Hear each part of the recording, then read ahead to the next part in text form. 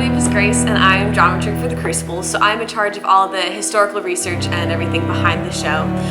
The Crucible was published by Arthur Miller in 1953, and it's a story of the Salem witch trials. The Salem witch trials began in 1692 when 9-year-old Betty Paris and 11-year-old Abigail Williams began suffering from fits of crying and screaming and general hysteria, and the cause was believed to be witchcraft at the time.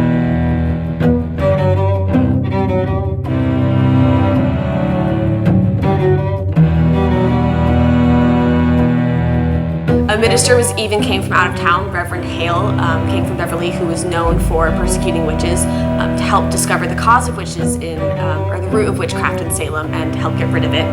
He was aided by the Salem's minister, which was Reverend Paris. And by the end of the trials, 19 people and 2 dogs were executed for witchcraft. Everything was based on spectral evidence, so they had no solid proof of anything. It was mainly just based on accusations. About 150 people were accused, and the youngest of which was 5 years old.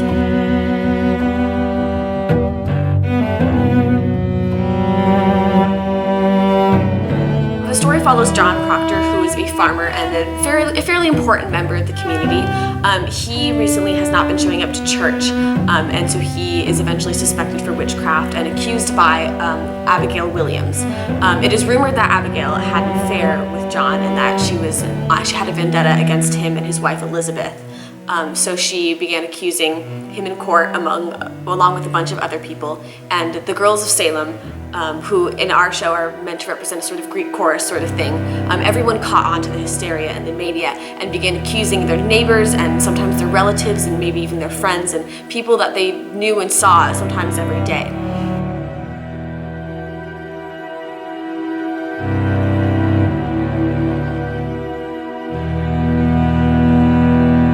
One of the others that was accused by Abigail was John Proctor's wife, Elizabeth Proctor, who she was very angry with when she was fired from as their servant, likely because of her affair with John Proctor.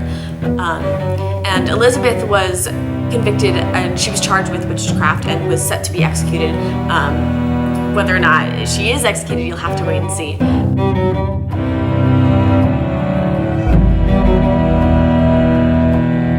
The play was also, because it was published in the 50s, was meant as an allegory for McCarthyism and the Red Scare. This play is a perfect example of how history repeats itself. What these people were experiencing in the witch trials in the 1690s was the same thing that Arthur Miller and people in the 1950s were experiencing, when people were randomly said to be communists, and people were executed for espionage, and people were fired from their jobs and blacklisted in Hollywood, and there was a general fear and mass hysteria among American society where everyone felt so much pressure to conform that was almost suffocating for some people.